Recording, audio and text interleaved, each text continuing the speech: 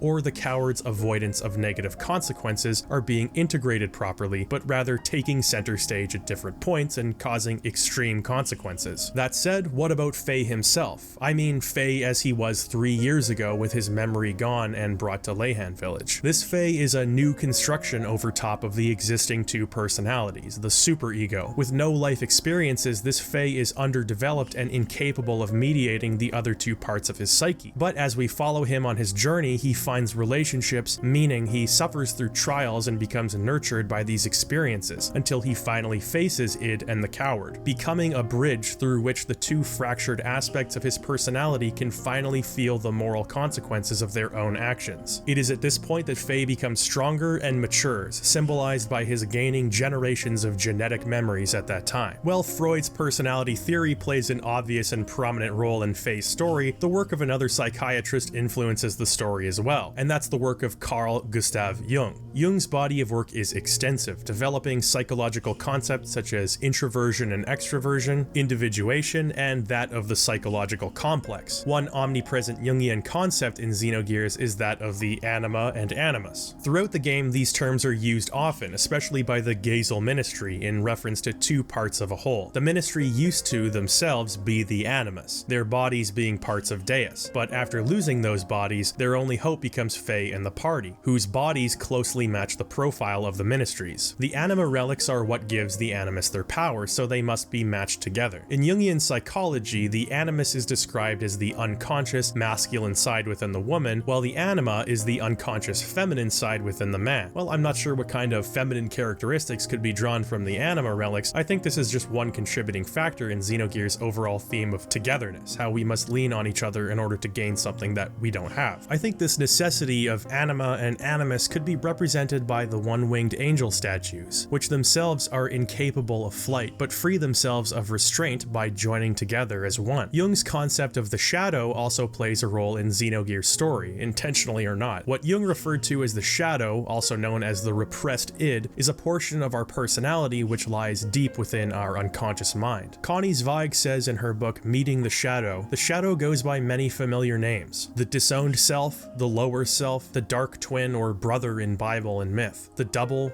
repressed self, alter ego, id. When we come face to face with our darker side, we use metaphors to describe these shadow encounters: meeting our demons, wrestling with the devil, descent to the underworld, dark night of the soul, midlife crisis. And this is precisely what id represents, a physical manifestation of the metaphor. Faye's dark twin brother, but also himself on an unconscious level. Jung believed that only by reflecting deep within ourselves and bringing those hidden parts of our minds into the light can we integrate our shadow and overcome our demons. In practical terms, this might mean uncovering the reasoning behind a bad habit, or consciously admitting to yourself truths that you may not have realized. In Faye's case, it involves acknowledging and untangling the childhood memories associated with id's construction. Yes, Faye's dad punches him so fucking hard that he integrates his own shadow. There's one more psychiatrist I want to talk about in connection with Xenogears, and that's Jacques Lacan. Likely the most controversial of the three people I've mentioned, Lacan's theories have been massively influential, but also criticized, as much of his work teeters on the line between psychoanalysis and philosophy. Incidentally, I found the theories that he's most well known for the most difficult for me to understand. Clearly, he had an influence on Xenogears, seeing as Faye's progenitor is named Lacan. The most significant of Lacan's theories here is that of the mirror stage. Mirror stage occurs when an infant sees its own reflection in a mirror. It looks to the adult holding it, wondering if that object in the mirror is in fact the self. Once confirmed, the self becomes forever fractured into the mind of the self and the body, an object that can be seen objectively. That conscious awareness of the image of the self is what begins the formation of the ego, that friction between lived experience and self-awareness. While Freud's triune personality is what best describes Faye, the mirror stage is perhaps what best describes Lacan. Lacan's encounter with Zohar is a glimpse at his own reflection, an ideal, perfect self unattainable by any stretch of the imagination. The bitterness welling within him, combined with his repeated inability to save Ellie, shatters his personality. Graf is created, so hungry for power and destruction that nothing will ever satisfy, along with Wiseman, a lifetime spent without any integrated sense of self. This finally comes to an end when Faye, imbued with thousands of years of wisdom, arranges the broken pieces for Graf. You are my father. You and Graf are one. Your will and purpose never change. Like flipping a switch, the two opposing senses of self are reconciled. Lacan can rest. All of these influences, themes, and ideas are just components of the whole of Xenogears. At the end of the day, what is Xenogears all about? What is the point of this enormous story? I think at its core, Xenogears is a story about love. And I'm not just talking about romantic love either, although that's certainly at play here too. Xenogears' world is one that is fractured by war, division, hatred, and conflict. This is orchestrated by people who are also fractured by war, division, hatred, and conflict. These people were born from a biological weapon built to propagate war, division, hatred, and conflict. It's only with the first sincere gesture of a mother's love that the events that will heal this world's scars are set in place. Faye is a broken person trying to find his place in a broken world, and that seemingly insurmountable problem begins with vulnerability. He opens himself up to friends and loved ones. He allows himself to be hurt in order to receive something priceless in return. At first, this only heals his own heart, but as the story of Xenogears progresses, wars are ended, inequalities are quelled, evil is brought to its knees in more and more spectacular ways until the entire world is free of its twisted yoke. But it all starts by extending a hand to your neighbor, understanding their pain, creating a community where people aren't defined by their differences, physical or ideological, but their sincere desire to find mutual understanding. Xenogears revels in the complexity of being human, and I mean that in every way possible. On a scientific level, our genetics, our proteins, what we're biologically created to be, and what we become biologically when we're undone. On a mental, emotional level, what causes us to be disconnected from the people we were? What does a healthy relationship with ourselves and others look like? How much of what we believe is cultural, a facade we never question out of fear of losing a tenuous grip on our own identity? On a spiritual level, how does our belief or lack thereof define us? Without our biology, what are we? Without connections to others, how can we define ourselves? What wellspring of courage do we draw from to confront the existential dread that threatens to rear its ugly head? Xenogears attempts to varying degrees of success to address these questions and so many more. Scientific ethics, metaphysics, mental illness, free will,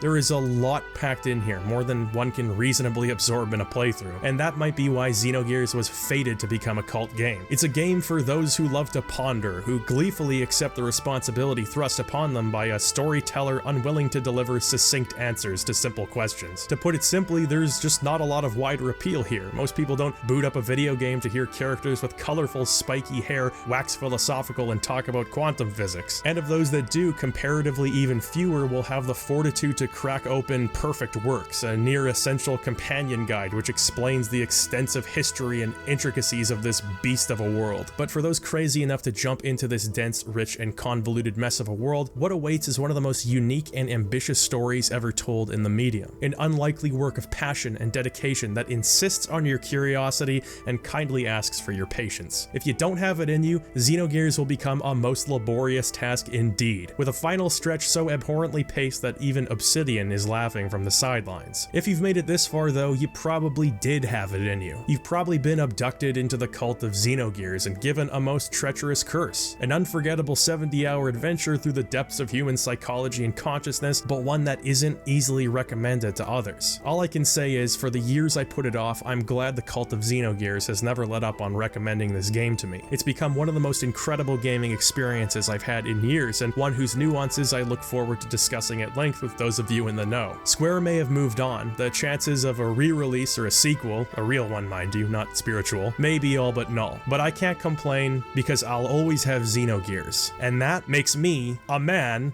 of the sea.